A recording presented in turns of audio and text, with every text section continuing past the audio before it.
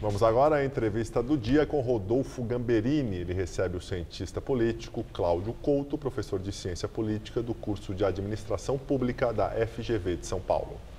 Nosso convidado hoje é o cientista político Cláudio Couto, professor de Ciência Política do curso de Administração Pública da Fundação Getúlio Vargas de São Paulo. Muito obrigado, professor, por estar aqui conosco. Obrigado a você, Gamberini.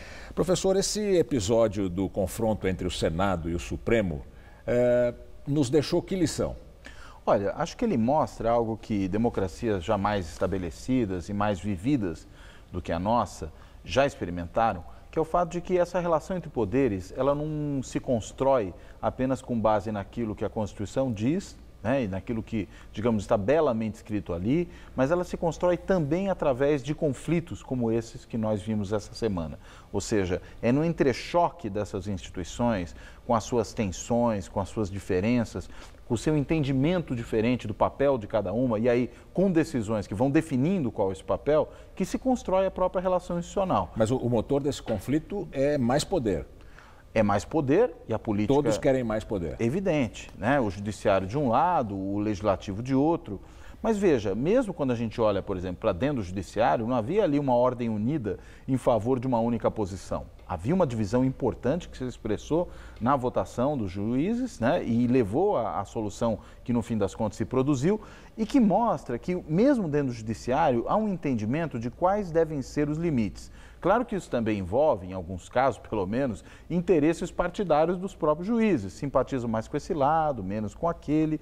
Mas existe uma tradição nas democracias ocidentais de que se deve respeitar o espaço de cada poder, né? Então, a própria situação de ativismo judicial, de um judiciário que sai atropelando os outros poderes, como se fosse o grande justiceiro da nação, é de se esperar mesmo que gere reações como gerou no caso do Senado. E diria que uma acomodação aí não é ruim para a democracia. Talvez seja, às vezes, melhor ir um pouco mais devagar, mas ir com mais segurança, com mais certeza e sem desrespeitar, inclusive, mandatos que são obtidos com base no voto. Pode se perder também com base no voto, muitas vezes faz justiça que se percam com base no voto, mas não dá simplesmente para um magistrado ir atropelando todo mundo. Uma coisa que nos chamou a atenção recentemente, há poucos dias, foi esse voto do relator Bonifácio de Andrada a respeito da admissibilidade ou não do processo contra o presidente Temer. O voto dele não foi de um parlamentar, foi de um torcedor, de um advogado assessor, de defesa, né? De um assessor. Foi um voto vergonhoso. A própria defesa do presidente Temer não tinha muito o que dizer depois daquilo, né? Porque, na realidade, foi uma defesa já tão bem feita pelo relator que não haveria muito mais o que se dizer. Agora, a política parlamentar passa muito por aí. O governo tem maioria, essa maioria lhe permitiu indicar esse nome.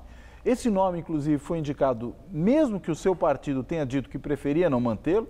E aí o PSDB fez aquela situação curiosa. Não, a gente não vai tirar... O PSDB tirou a vaga, mas outro partido deu. Pois é, parece aquela história da viúva porcina, que foi sem nunca ter sido. Quer dizer, era o relator tucano, mas sem ser o relator indicado pelo PSDB. Uma coisa esquisitíssima. Quer dizer, o presidente vai se mantendo no poder com... Quanto por cento ele tem de aceitação? 3%? 3%. É, como alguém já disse, explica isso? É a aceitação na margem de erro, né? O resto pode ser zero, né? Porque é realmente uma situação tétrica, né? A gente não vê um governo com uma reprovação tão alta, eu não sei desde quando, acho que nunca tivemos um governo tão reprovado como esse no que se refere à aceitação popular. Só que, ao mesmo tempo, é um governo com uma imensa capacidade de se articular com a classe política. E aí, paradoxalmente, a desmoralização da classe política nesse momento, que aparece também em várias pesquisas, contribui para isso. Porque ninguém ali pode se colocar exatamente como melhor do que Temer nesse momento.